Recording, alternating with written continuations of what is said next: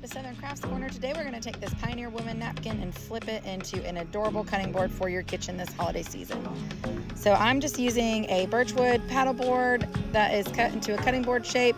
I have some napkins, these cute little gingerbread cutouts from Dollar Tree. I'm going to be using Folk Art Antique Wax Stain today, some white paint, and some raffia.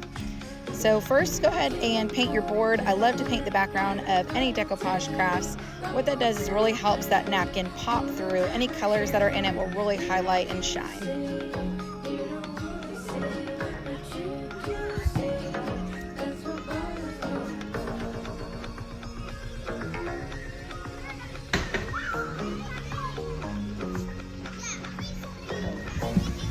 Next, go ahead and Mod Podge the top of it. Get a really even coat. I like to use a foam brush for this part just to make sure your Mod Podge is perfectly even. And then make sure you've separated your napkin down to just one singular layer. So once you have that singular layer, you're gonna lay down your napkin, get it perfectly angled, and then I like to go center out. So I press down my center first to get all those wrinkles out, and then I just gently take my finger and rub it across to make sure that there's no wrinkles.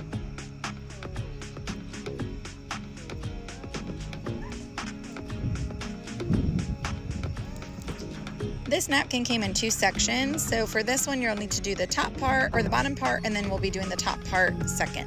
It lines up perfectly, so you can't even really tell where it begins and ends, which is really nice. So there's where the top and bottom go together. Next, grab a sanding block and go ahead and sand off your edges, get it perfectly smooth. And I'm doing this just because I didn't want that polka dotted bottom. I really just wanted it to have the cute little gingerbread print on it.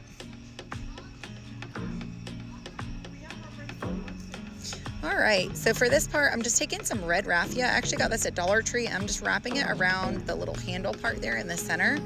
And you just wrap it until you get the thickness that you like.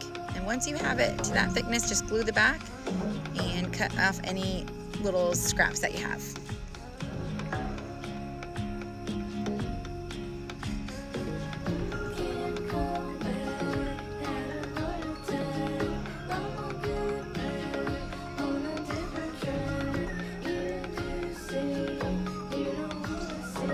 Alrighty, so these little cutouts, I just grabbed one out of the bag. There's about 20 of them, and I'm just using my antique wax to stain my little gingerbread. I think it gives it the perfect cinnamon color. And while he's drying, I'm just gonna go ahead and cut my different ribbons. So I have this like really beautiful snowy textured ribbon, a red and white gingham ribbon, and then I'm gonna cut 2 pieces of wired 1-inch white ribbon and dovetail the ends before I make my bow.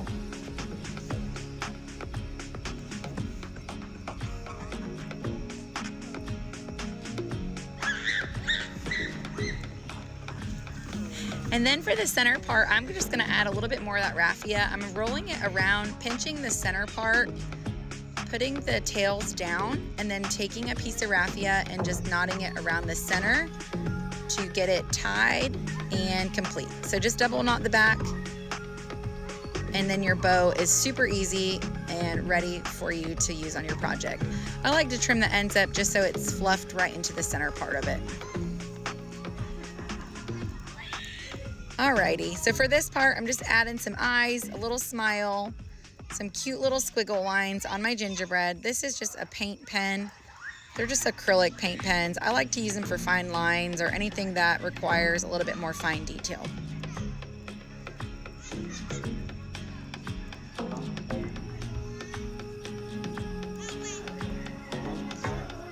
So there he is, super cute. I'm gonna go ahead and glue him right into the middle of my bow. I just think that completes the look of that bow and makes it match the project perfectly. Glue that on top on the handle. And then for the last step of my project, I am gonna take this really cute red pom-pom ribbon and wrap it around the edges of my cutting board and call this one done.